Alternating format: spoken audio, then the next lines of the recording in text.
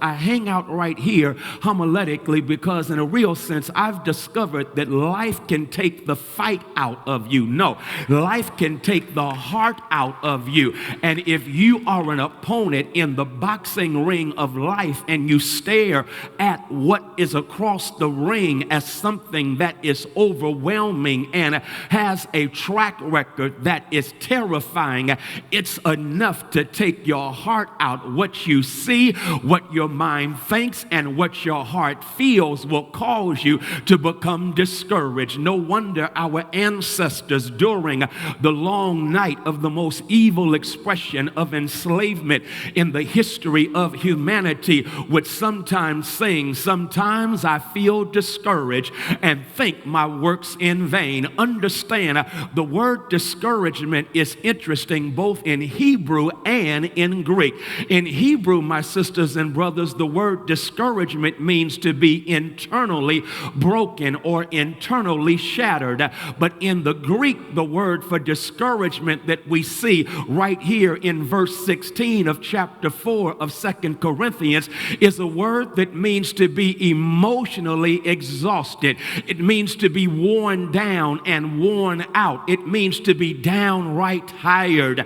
And that's where I want to hang out, because someone has come to church today and life is trying to take your heart out, and you've reached a point where you are not only internally broken, but to make matters worse, let's keep it real, you're just tired. You are emotionally exhausted. You are run down and worn out. And I'm not even done. You are running on empty, and on the freeway of life there are no exits to let you know that there is an opportunity to get refueled anytime soon. And somebody came to church on this Easter Sunday, and if you let me keep it 100 in these moments, I'm simply trying to say, let's keep it real. You've come here tired, drained, and discouraged. You have looked at what's going on in life around you, and that's enough to take the heart out of you. I mean, look around you, and when you look around you, what do you see? The sad reality is you see a nation that is now sadly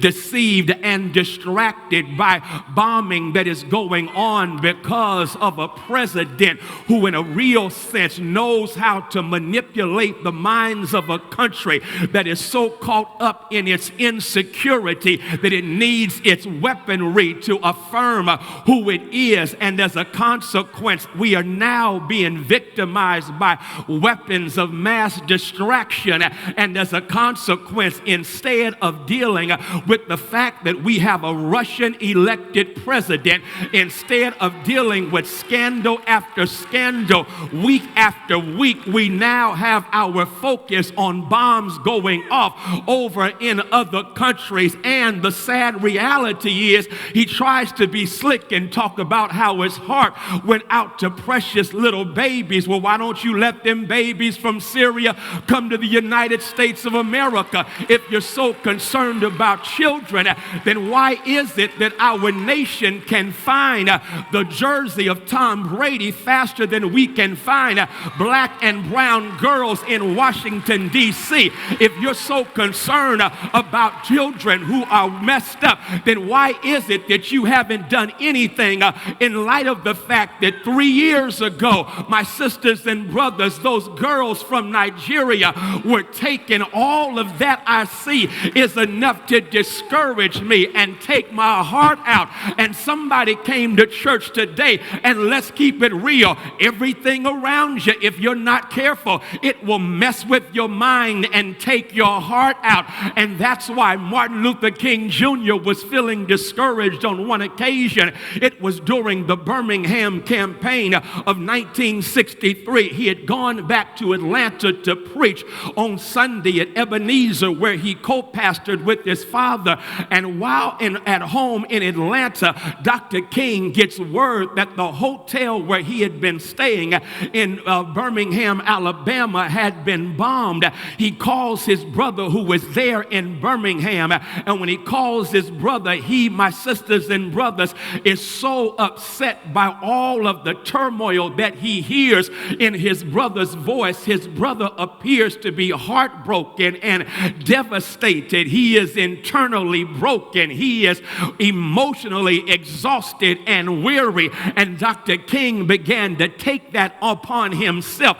He was emotionally drained and exhausted. And somebody came to church today and that's how you feel. If that's the case, I can't wait for you to read this passage, because the passage I just shared with you, the gospel globetrotter and trailblazing theologian from Tarsus, in a real sense, in the earlier verses, has talked about the ramifications of the resurrection. And he wants us to know that resurrection is not just a past event, it is a present experience. And because it's a present experience, it simply means every single day that people of faith wake up, we wake up blessed with the presence and the power of the resurrection of Jesus Christ inside of us.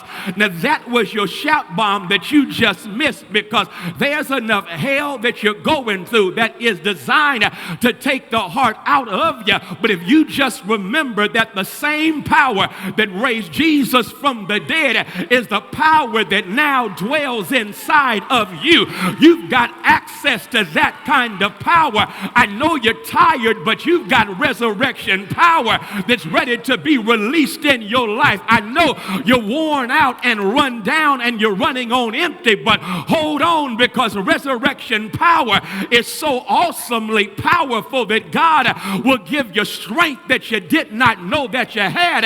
And somebody's looking at me right now, and I just gave you your shout. I just gave you your testimony, because really when you look back over your life and think about some of the stuff that you've been through, if you had known you were going through it before you went through it, you may have turned around and gone the other way. But somehow God gave you just enough strength to handle the hell, just enough peace to deal with the pressure, just enough blessing to handle feeling broken. God blesses you with resurrection power. So even when life knocks you down, you resiliently bounce back up again. Do I have a saint who can testify with the old proverb that says they thought they had buried me, but they didn't know I was a seed? And when you bury me and I'm a seed, the dirt you put over me is not going to destroy me. It's going to bring out new life in me.